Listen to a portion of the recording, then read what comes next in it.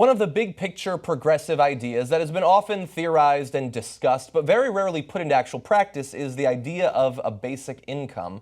But another experiment in basic incomes is actually just about to be started right now in Finland, where they're going to be testing it out with about 2,000 of their citizens. Now, the basic income idea can come in many different forms, but the basic idea is that people will receive government money, like a form of a welfare payment or something like that, regardless of employment status, a sort of minimum income that they will receive. Now, in some experiments, it's not for everybody. In this case, it's going to be for people who are unemployed. And there are various ways that you can organize it. But the idea is that you can, to some extent, minimize income inequality, stimulate the economy, and help people out who are hurting the most by providing a minimum income below which they will not fall. And to some extent, we do this already. You can receive housing assistance and food assistance and assistance on your health care. We simply make it targeted to specific things here in America and in many other countries, rather than a basic income that is regardless of what it's going to be spent on. So that's the form that they're going to be taking. Those chosen in Finland will receive 560 euros every month, with no reporting requirement on how they spend it. The amount will be deducted from any benefits they already receive, which, by the way, in this case, includes unemployment benefits that they are receiving. One of the people involved in the creation of this said that the scheme's idea is to abolish the disincentive problem among the unemployed. He said, "The trial aims to discourage people's fears of losing out something," adding that the selected persons would continue to receive the 560 euros even after receiving a job.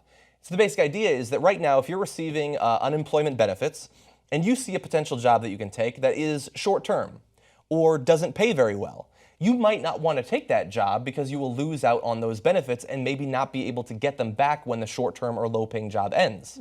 Whereas in this case, if you're already receiving the money and will continue to do so, you can take that job. And if you end up losing it, you'll be okay. It's an interesting experiment. I'm curious to see how it goes. As you mentioned earlier on, it doesn't necessarily work for all countries. And one of my concerns was the issue of inflation. So if you just hand people money and there are more individuals spending, is that going to increase inflation? Is that going to have some negative ramifications that maybe, people with good intentions didn't think of ahead of time? I don't know. I have no idea how this is going to go. I like the idea of politicians in a country actually looking out for its people and ensuring that everyone has a decent quality of life. I know that Scandinavian countries have a lot of very progressive policies that make right-wing heads explode here in the United States, but study after study shows that their quality of life is much better than ours. Their overall happiness is much better than ours. So I like these types of experiments, and I'm curious to see how it plays out. Yeah. Now, there have been others throughout the last few decades in Namibia and Brazil and North Carolina even, the Netherlands.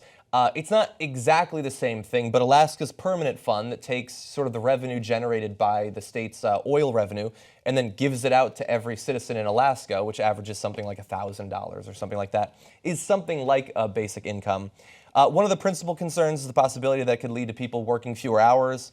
Some experiments have shown that it does lead to a reduction in the hours worked of about 5 to 7% fewer hours. I would say that that's a small amount. I mean, if you're talking about like 40-hour work week, that's 2 hours less a week.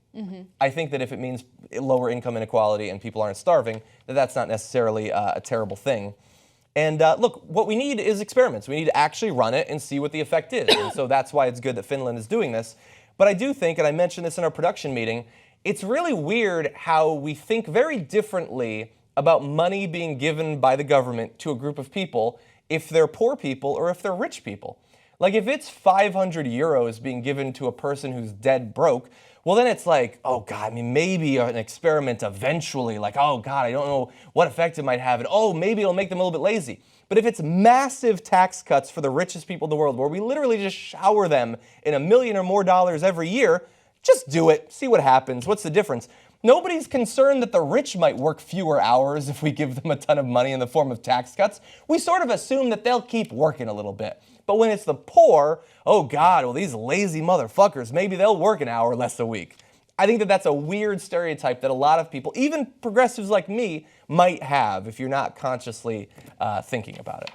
Anyway, those are my thoughts. Okay. And also, by the way, one of the ideas philosophically why we might want to have this is a lot of people, even if they can find a job, are locked into unsatisfying work where they're not necessarily like producing to their true potential. Like if people have a minimum income that they can fall back on, which by the way is not going to be luxurious, it's going to be a shitty way to live, then maybe they can afford to hold out for while they get an education or while they're doing something artistic or starting a business or something like that, rather than having to grind it out in a minimum wage job simply to have food. Yeah, I think culture has a lot to do with that. And American culture, I don't know if it's unique, but I know that there's a lot of emphasis on working and making money regardless of your quality of life, regardless of whether you feel fulfilled. It's all about work, work, work, make as much money as possible. If you don't, then you must be lazy. If you're unhappy, you're ungrateful, first world problem. But overall, I mean, look, it's important for us to create a system that not only leads to a better quality of life for everyone, that leads to people pursuing education and pursuing better opportunities for themselves, but a type of culture that actually allows you to enjoy elements of your life that have nothing to do with work, right? Exactly. And I think that we've moved so far away from that we've lost sight of what living is really about. It's not about working and torturing yourself just so you can make enough to put food on the table. Yeah.